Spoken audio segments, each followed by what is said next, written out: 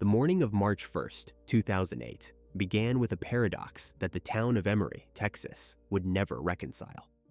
A family home lay in smoldering ruins, a blackened skeleton of timber and ash. Inside, the bodies of a mother and her 2 young sons were cooling, bearing the brutal marks of gunfire and a heavy blade. The father, Erin Caffey, survived only by crawling through the darkness, leaving a trail of blood across the yard. The horror wasn't just the violence, it was the architect. 16-year-old Erin Caffey, the girl with the angelic voice who led the church choir, wasn't a victim of the fire. She was the hand that lit the match. Please support the channel by subscribing and liking this video. Thank you so much. The town of Emory, Texas, is a quiet, religious enclave where the landscape is defined by the dense, unyielding thickets of the East Texas piney woods, a region where the trees grow so close together they seem to swallow the light. In 2008, it was a place where life was measured by the seasons of the harvest and the Sunday morning service. Standing as a pillar of this community was the Caffey family. Terry and Penny Caffey had spent nearly 2 decades building a life that was meant to be a living testament to their faith.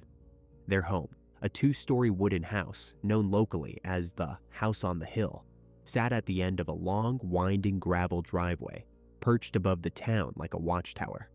It was a secluded sanctuary, surrounded by acres of private land, where the only sounds were the rustle of the wind through the pines and the occasional call of a hawk.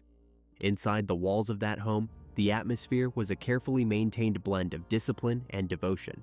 Terry was the family's anchor, a man of quiet, sturdy conviction who worked as a clinical supervisor at a nearby hospital. He was a provider who took his role as the spiritual head of the household with the utmost seriousness. His wife, Penny, was the vibrant heart of the family. A talented pianist and a woman of immense warmth, she had dedicated her life to the education and upbringing of their 3 children. She was the one who filled the house with music, teaching her children to play instruments and sing before they could even read. The Caffeys were more than just a family. They were a self-contained unit, a small, harmonious world governed by the principles of homeschooling and scripture. The eldest child, 16-year-old Erin Caffey, was the family's crowning achievement. With her porcelain skin, dark hair, and a voice that people in Emory described as pure liquid gold, she was the town's quintessential good girl. Erin didn't just sing in the choir at the Miracle Baptist Church. She led it, her soprano voice carrying hymns of praise with a clarity that seemed to transcend her teenage years. To the congregation, she was an angel in a sundress, a girl who appeared completely untouched by the cynicism of the outside world. Her parents were immensely proud of her, seeing her talent as a gift from God that required careful stewardship. They sheltered her, not out of a desire for control, but out of a deep-seated fear that the world beyond their hill would tarnish her light. The younger brothers, 13-year-old Matthew and 8-year-old Tyler, rounded out the family portrait. Matthew was a soft-spoken boy who was beginning to find his own voice through the guitar, while Tyler was the family's high-energy spark, a child whose laughter often echoed through the hallways of the House on the Hill. The brothers adored their older sister, and the 3 of them were rarely seen apart. They were a trio of well-mannered, musical children who seemed to thrive in the isolation of their rural home.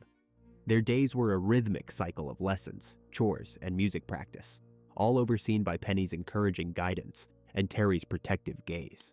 But as Erin entered her 16th year, the silence of the hill began to feel less like peace and more like a heavy, suffocating blanket. The very isolation that Terry and Penny cherished was becoming a source of internal friction for their daughter.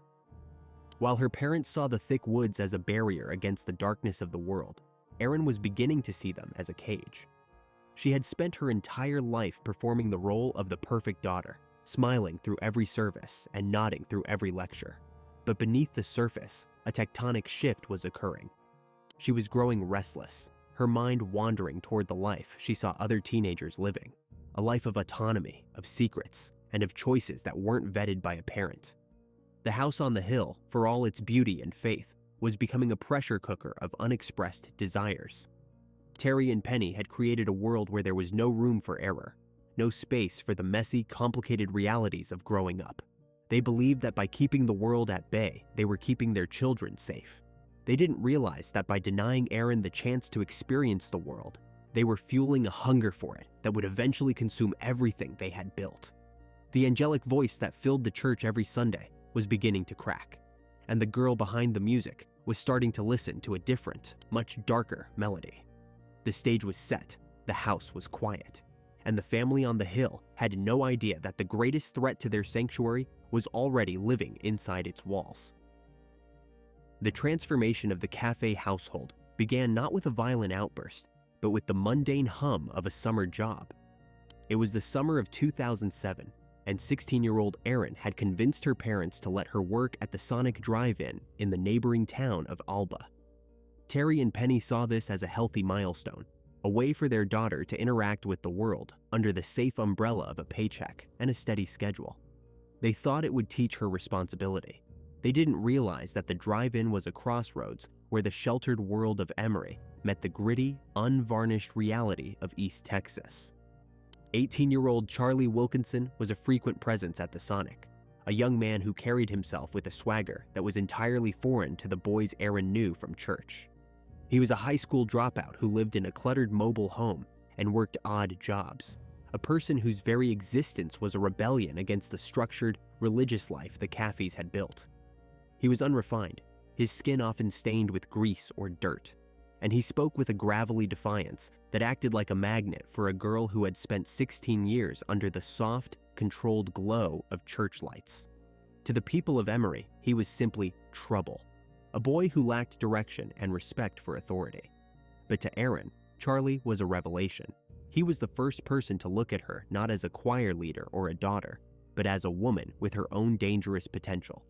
Their attraction was visceral and immediate, a fusion of teenage hormones and mutual isolation. As the Texas heat began to break into the fall of 2007, Erin and Charlie's relationship moved from casual flirting over milkshakes to a clandestine obsession. Because Erin was homeschooled and lived on a secluded hill, their communication was almost entirely digital. A series of hidden MySpace bulletins and late-night text messages sent from a phone her parents didn't know she possessed. In the virtual space of 2008, Erin could be someone else. She could drop the angel persona and adopt the language of a girl who was ready to ride or die for her man. She began to view her life on the hill as an elaborate prison, and her parents as the jailers who were keeping her from her true destiny with Charlie. But in a small town like Emory, secrets have a way of bleeding through the cracks. Terry and Penny began to notice a change in the frequency of Erin's voice, not the musical one she used at church, but her everyday tone, which had grown sharp, defensive, and cold. The girl who used to spend her evenings practicing piano or helping her mother with the boys was now retreating to her room for hours at a time, the blue light of a hidden screen illuminating a face that had grown unfamiliar. The friction reached a boiling point in early February when Terry discovered a cache of messages between his daughter and Wilkinson. The content was more than just typical teenage romance. It was a disturbing dive into a subculture of defiance that Terry couldn't ignore. He saw his daughter's soul being tugged away by a boy who represented every moral failing he had tried to protect her from. The confrontation took place in the kitchen of the house on the hill, a room that had always been the warm center of their family life. Terry and Penny delivered a decree that was intended to be a shield. The relationship with Charlie Wilkinson was over. He was no longer allowed on the property, and Erin was forbidden from contacting him in any way. Terry, acting with the protective instinct of a father who sensed a predator, believed that by cutting the ties, he was saving his daughter from a path of ruin. He didn't see the flicker of something dark behind her eyes, a silent, hardening resolve that would eventually prove more dangerous than any boy from town. Erin didn't scream. She didn't plead. She simply went to her room and began the work of a double agent. She used a friend's phone to reach out to Charlie, telling him that her parents were monsters who were trying to destroy their love. She painted a picture of a household that was a psychological prison, framing herself as a captive who could only be freed through a drastic, violent intervention. Charlie, who possessed a warped sense of chivalry and a volatile temper, took the bait. He saw himself as the hero of a twisted fairy tale, the one who would storm the castle and rescue the princess from her captors. To execute a plan of this magnitude, Charlie recruited reinforcements from his own circle of outcasts. Charles Wade, a 20-year-old who lived in a shed behind Charlie's trailer, was a man with a fragile ego and a penchant for weapons. He often boasted of being a ninja, carrying a collection of swords and knives as if they were symbols of a power he lacked in reality. Wade's girlfriend, Bobby Johnson, was also brought into the fold, a young woman who seemed to follow the group's lead with a chilling level of passivity. Together, the four of them began meeting in the cramped, smoke-filled trailer, the air thick with the smell of cheap tobacco and the vibration of heavy metal music that drowned out the quiet sounds of the East Texas night. It was here, in the shadows of the trailer park, that the Angel of Emory laid out the logistics of her own family's demise. Erin provided the floor plans of the house on the hill, detailing exactly where her brothers, Matthew and Tyler, would be sleeping. She discussed the layout of her parents' master bedroom and the best way to enter the house without alerting the dogs or making the floorboards groan. The plot wasn't just a fantasy of rebellion, it was becoming a tactical operation.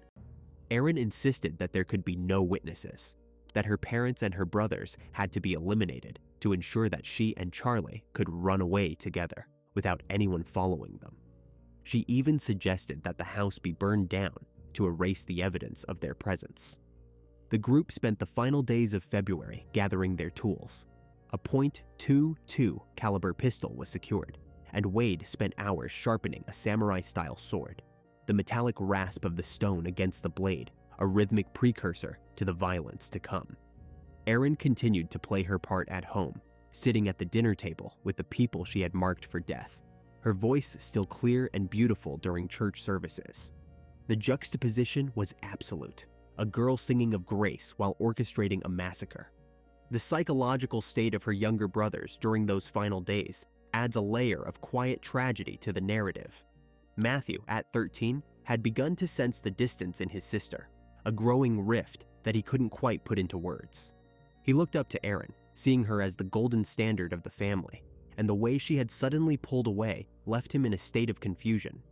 Tyler, only 8, remained blissfully unaware, his world still defined by the simple joys of the hill. They were innocent bystanders in a war they didn't know was being waged, their safety entirely dependent on the very sister who was currently counting the bullets in a trailer across town. By the night of February 29th, the tension in the conspiracy was at a fever pitch. Charlie and Wade were fueled by a sense of dark purpose, while Erin remained the cool, detached center of the storm. She had convinced herself that her family was merely a set of obstacles, that the blood of her brothers was a small price to pay for the freedom she believed she deserved. As the sun set on the final day of February, the house on the hill was bathed in a deceptive peace, the tall pines casting long, skeletal shadows across the driveway. The Caffeys went to bed that night, thinking their daughter was safe in her room, unaware that she was waiting for the sound of a gravel-muffled engine at the bottom of the hill. The clock in the kitchen of the house on the hill ticked toward 3 a.m., marking the final moments of the world as the Caffeys knew it. Outside, the East Texas night was a wall of absolute black, the humidity clinging to the pine needles like a damp shroud. At the base of the long, winding driveway, a silver sedan rolled to a stop, its headlights extinguished to avoid piercing the canopy of trees. Inside the cramped cabin, the air was thick with the scent of cheap cigarettes and the sharp, metallic tang of nervous sweat. Erin sat in the back seat, her face a pale mask in the darkness. She told Charlie and Wade that the time had come, her voice devoid of the tremor one might expect from a daughter about to witness the erasure of her own bloodline. She didn't get out of the car. Instead, she remained in the shadows with Bobby Johnson, a silent witness to the departure of the 2 men who carried the instruments of her liberation. Charlie Wilkinson stepped into the cool air, adjusting the .22 caliber pistol tucked into his waistband, while Charles Wade gripped the hilt of the sharpened sword he had boasted about for weeks. They moved up the gravel path with a practiced, predatory silence, their boots crunching softly on the stones. Erin had assured them that the back door would be unlocked, or that a window would provide easy access. She had essentially handed them the keys to her family's life, promising them that inside, they would find a stash of cash, thousands of dollars that would fund their new life together. The men reached the porch. The wood groaned slightly under their weight, a sound that would usually alert the protective Erin Caffey. But the house remained still. They entered through the back, the smell of Penny's lavender laundry detergent and the remnants of a home-cooked dinner greeting them, a stark domestic contrast to the violence they were about to unleash. They moved through the kitchen, past the table where the family had prayed just hours before, and toward the master bedroom on the first floor. Terry and Penny were deep in the heavy, restorative sleep of people who believed their world was secure. The first sign of the nightmare was the sudden, violent intrusion of light and motion. Charlie entered the room first. He didn't hesitate. He leveled the pistol at the bed and pulled the trigger. The sharp crack, crack, crack of the small caliber rounds shattered the silence. Terry was hit multiple times in the face, the neck, the shoulder. He felt the impact not as pain, but as a series of hot, jarring electrical shocks that threw his body into a state of immediate, blinding confusion. Penny woke to the sound of her husband's muffled cries and the flashes of gunfire. Before she could process the image of the boy standing in her doorway, the blade arrived. Charles Wade stepped forward, the sword catching the faint light filtering through the window. He began a frantic, amateurish assault, the heavy steel biting into Penny's flesh. She fought with the desperation of a mother, her hands reaching out to shield herself, but the blade was relentless. Terry, drifting in and out of consciousness, could hear the wet, heavy sounds of the struggle next to him. He was paralyzed, his jaw shattered, his lungs beginning to fill with blood. Yet he was forced to endure the auditory landscape of his wife's final moments. The attackers, believing they had finished their work in the master bedroom, turned their attention toward the stairs. Upstairs, the world of childhood innocence was being violently dismantled. 13-year-old Matthew and 8-year-old Tyler had been awakened by the noise below, the sharp pops of the pistol and the thuds of the struggle. They were terrified, huddling in the darkness of the hallway. Wade and Wilkinson ascended the stairs with the frantic energy of men who had already crossed a line and were now racing to erase the consequences. They found the boys near the landing. The violence that followed was of a different, more intimate order.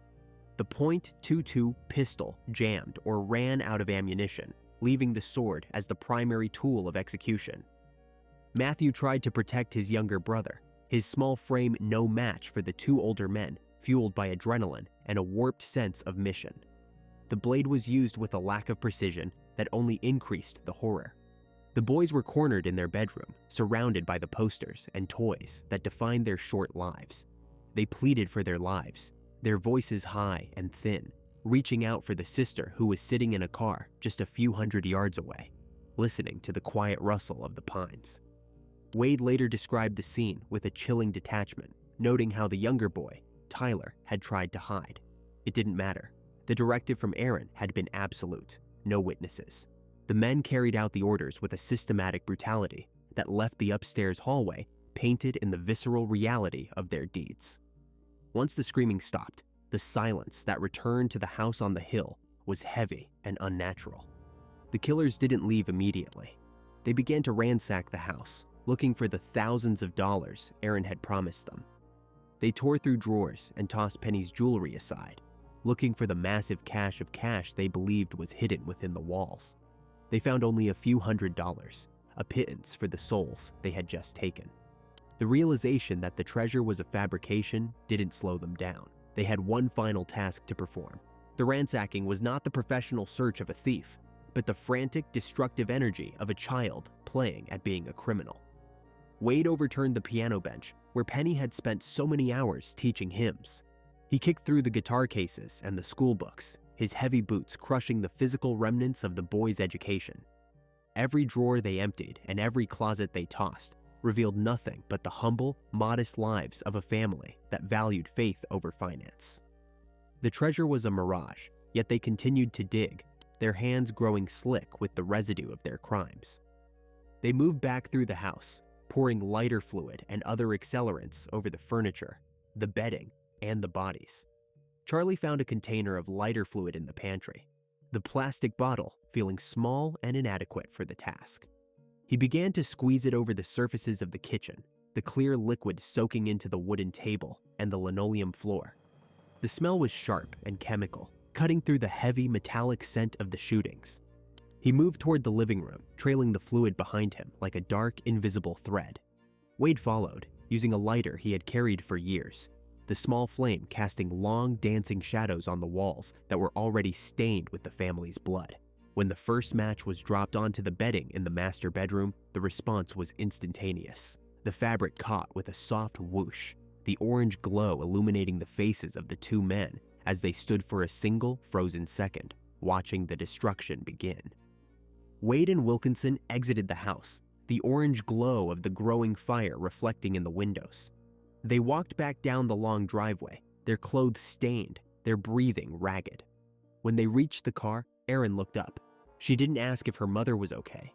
She didn't ask about her brothers. She only wanted to know if it was done, if the obstacles to her happiness had been removed. Charlie confirmed the success of the mission. The car's engine turned over, the tires spitting gravel as they sped away from the hill, leaving the house to be consumed by the flames. Behind them, the house on the hill became a funeral pyre. The ancient timbers, dried by years of Texas sun, burned with a terrifying efficiency. The smoke rose into the air, a dark pillar that should have signaled to the town of Emory that something was wrong. But the isolation of the property worked in the killer's favor. The neighbors were miles away, and the woods acted as a muffler, keeping the secret of the burning house for a few more precious hours. Inside the inferno, Erin Caffey was experiencing a miracle born of sheer, agonizing willpower.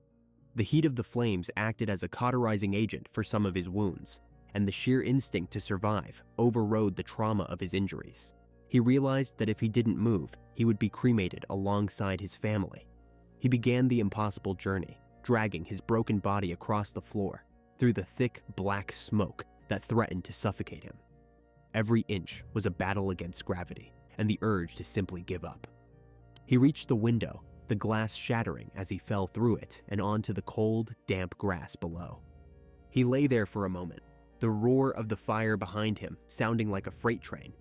He could see the skeletal remains of his home through the smoke, the place where his wife and sons were still trapped. He knew they were gone. He had heard the silence that followed the violence. With a hole in his cheek and bullets in his spine, Erin Caffey began to crawl. He didn't head for the road. He headed through the woods toward the nearest neighbor's house, nearly a mile away. His path was marked by the blood he left on the leaves and the guttural, broken sounds of a man who had lost everything but his life. The night air was freezing, and shock was beginning to set in. He moved like an animal, on hands and knees, driven by a singular thought. Someone had to know. Someone had to find out what had happened on the hill.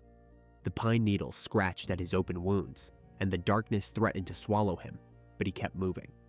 He was a ghost in the making, a living testament to a crime so heinous it defied the logic of the very town that had raised the girl who planned it.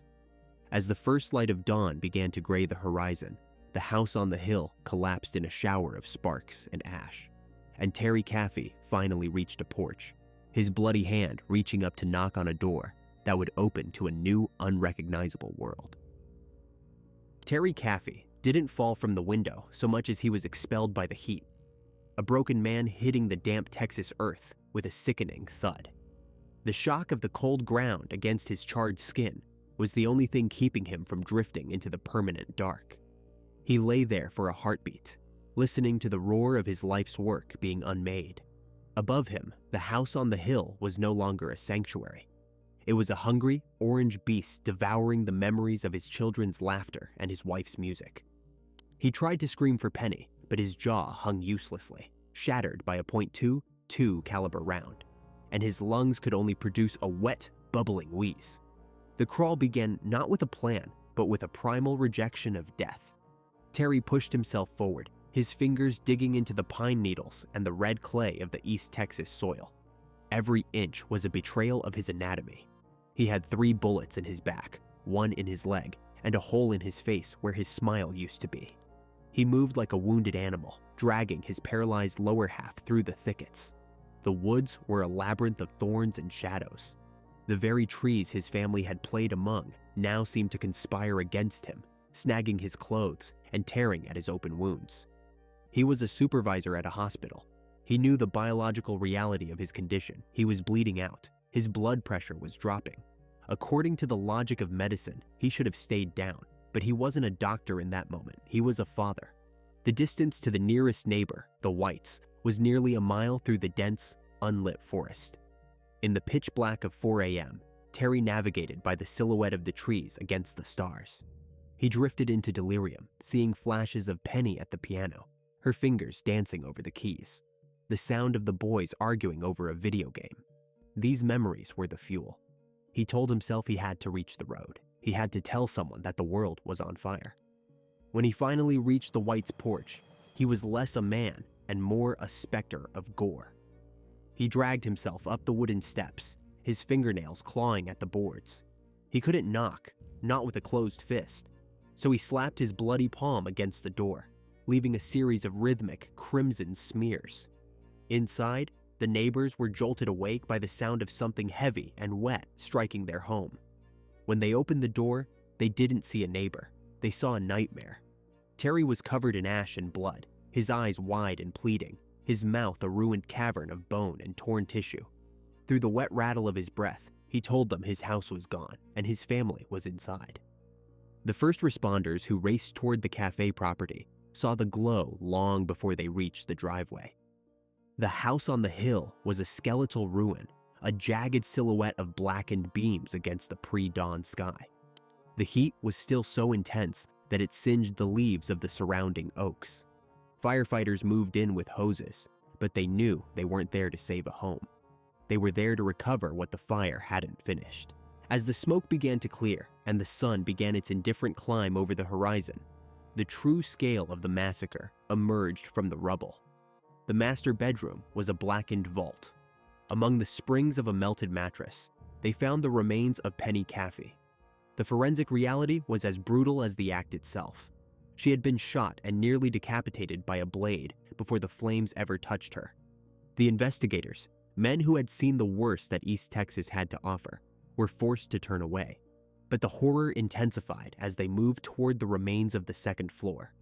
In the area that had been the boys' bedroom, they found 13-year-old Matthew and 8-year-old Tyler. They hadn't died in their sleep. The evidence suggested a frantic, failed attempt at survival. The boys were found huddled together, their small frames bearing the marks of a violence that no fire could mask.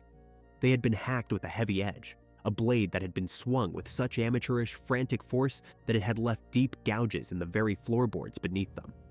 The silence that fell over the property was absolute, broken only by the hiss of water hitting hot embers. There was no music on the hill that morning. There was only the clinical, sterile movement of police tape being unspooled and the sound of cameras clicking to document the end of a family. The investigators looked for signs of a break-in, for a motive that made sense, a robbery gone wrong, a vengeful drifter. They saw the overturned furniture and the missing valuables. But as they stood in the ruins, one question began to circulate through the radio chatter. Where was the daughter? Erin's room was empty. Her body wasn't among the ruins. To the initial search teams, this was a second tragedy, a kidnapping. They assumed the angel of the family had been snatched by the monsters who had slaughtered her kin. They began to organize a search party, envisioning a terrified 16-year-old girl being held captive in the woods. They didn't yet realize that while they were mourning her, she was miles away, sleeping soundly in a mobile home, the smell of smoke still clinging to her hair. The miracle of Terry's survival was now eclipsed by a growing, sickening realization.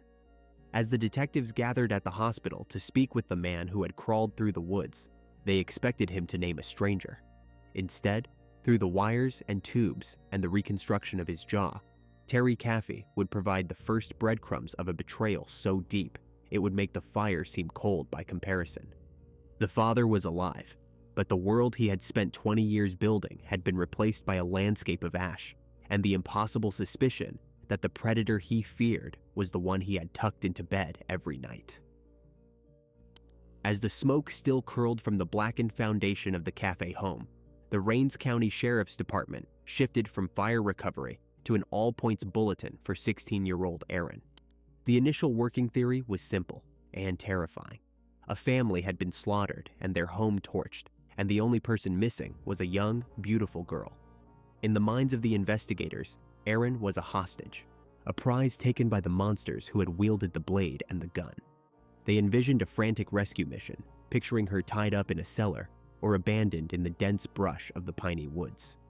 The search led them quickly to the name that had been a source of tension in the Caffey house for months: Charlie Wilkinson. A deputy was dispatched to the trailer park where Charlie lived, a starkly different world from the manicured hill Erin had grown up on. When the police arrived at the cramped, rusted mobile home, they didn't find a scene of chaotic flight. Instead, they found a quiet, almost domestic tableau. Charlie was there, appearing relatively calm, though his eyes betrayed a flicker of something jagged. And then there was Erin. She wasn't bound. She wasn't bruised. She was sitting in the trailer, appearing to be in a state of profound shock. To the officers who first laid eyes on her, she looked like a survivor who had just crawled out of the wreckage of her own soul. She told them she had been kidnapped, that men had burst into her home and dragged her away while her family was being murdered. She spoke of the horror in a fragile, distant voice that immediately pulled at the heartstrings of the seasoned lawmen. They wrapped her in a blanket and escorted her to the station, treating her with the delicate care reserved for the broken. But back at the hospital, the narrative was being rewritten by a man who couldn't yet speak. Erin Caffey was being stabilized, his body a map of trauma, but his mind was crystal clear. Through the fog of surgery and heavy sedation, he communicated with the detectives using a pad of paper and a pen. His hand shook, the ink scratching across the page in jagged, desperate lines. He didn't just name Charlie Wilkinson as the man in his bedroom. He mentioned the presence of others. Most chillingly, he raised questions about the timing of the attack and the lack of a struggle from his daughter. Terry loved Erin with a fierce, protective devotion, but the reality of the night was a cold weight he couldn't ignore. He remembered the silence from her room. He remembered that the dogs, who barked at every delivery truck, had been strangely quiet. The investigation began to pivot with a sudden, violent momentum. At the sheriff's office, the victim and her rescuers were being held in separate rooms. The detectives, now armed with Terry's account and the suspicious circumstances of finding Erin at Charlie's residence, began to tighten the screws on the two young men, Charles Wade and Charlie Wilkinson. Wade, the self-styled ninja who had lived in a shed, was the first to fracture.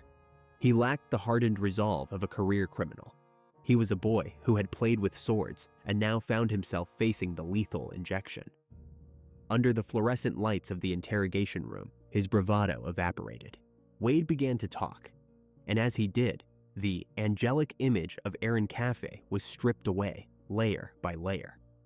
He described the meetings in the trailer, the way they had sat in a circle, fueled by resentment and cheap tobacco, while Erin directed the symphony of violence. He told the investigators that it wasn't just Charlie's idea, it was hers. She was the one who had insisted that her brothers had to die. She was the one who had promised them a fortune hidden in her parents' bedroom.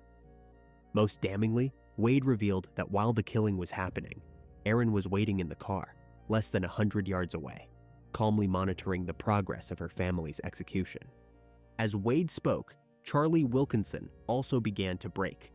He realized that the ride or die pact was a fantasy.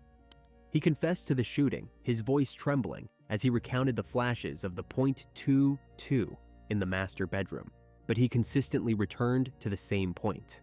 Erin had pushed him. She had told him that her father was a monster, that she was being abused, claims that the investigation would later prove to be entirely fabricated. She had weaponized his volatility and his warped sense of chivalry to turn him into a heat-seeking missile aimed at her own front door. The search for physical evidence soon yielded the instruments of the massacre. Guided by the confessions, divers and search teams moved toward a nearby creek and a dense patch of woods. They recovered the .22 caliber pistol, its barrel still fouled with the residue of the night. But the most visceral discovery was the sword. It was a heavy, curved blade, its edge dulled by the resistance of bone and wood. When the forensic teams analyzed the weapon, they found more than just the family's blood. They found a direct link to Charles Wade. The clothing the men had worn was also recovered, burnt remnants and blood-soaked fabric that had been discarded in a desperate attempt to erase the night. The final piece of the puzzle fell into place when the detectives returned to Erin. The mask of the grieving daughter was still in place, but it was starting to slip. When confronted with the statements of her boyfriend and his accomplice, her demeanor shifted from fragile to icy. She didn't break down in tears of guilt. She became defensive, her voice losing its melodic quality and turning sharp and clinical. She tried to maintain the kidnapping story, but the digital trail was undeniable. The hidden cell phone, the MySpace messages, and the testimony of Bobby Johnson, who had watched Erin sit in the car while her house burned, created a cage of evidence that she couldn't sing her way out of. By the end of the first 48 hours, the Angel of Emory was no longer a victim. She was being processed into the Rains County Jail, charged with 3 counts of capital murder. The news rippled through the town like a tidal wave. People who had watched her lead the choir just days before were forced to reconcile the girl in the sundress with the girl who had ordered the slaughter of a child.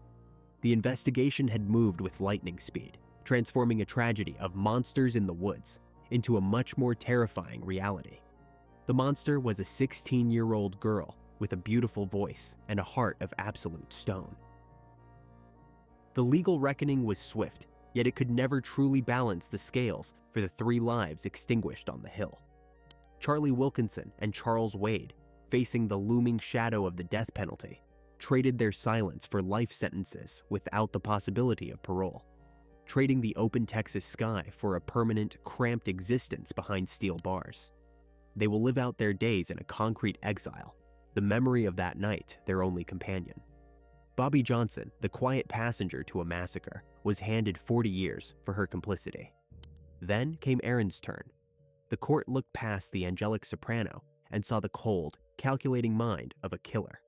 She was sentenced to 2 consecutive life terms, plus 25 years, a punishment that ensured she would be an elderly woman before she ever tasted the air of a world she had scorched. The true resolution, however, occurred far from the gavel, in the quiet visiting room of a Texas prison. Erin Caffey, the man who had crawled through the woods with a shattered jaw, defied every expectation of a grieving survivor. He didn't seek vengeance. He sought the daughter who had tried to erase him. In a move that polarized the community of Emory, Terry publicly forgave Erin. He told the world that his faith required him to let go of the hate that threatened to consume him, though the scars on his face remained a permanent map of that night. He continues to visit her, the sole guardian of a family legacy that consists of 1 survivor and 3 graves. He remains a living paradox, a father who still loves the architect of his own destruction. Today, the hill in Emory remains silent, the charred ruins of the cafe home long ago overtaken by the creeping vines of the East Texas brush. It stands as a permanent monument to a peace that was shattered by one of its own, a place where church hymns were replaced by the hollow whistle of the wind. We are left to wonder how a heart so young could harbor a darkness so absolute. Erin Caffey remains a ghost behind glass, a haunting reminder that even the most angelic voices can sing the deadliest of secrets. Please like this video and share your thoughts about this case in the comments. Be sure to check out our previous videos as well. See you soon.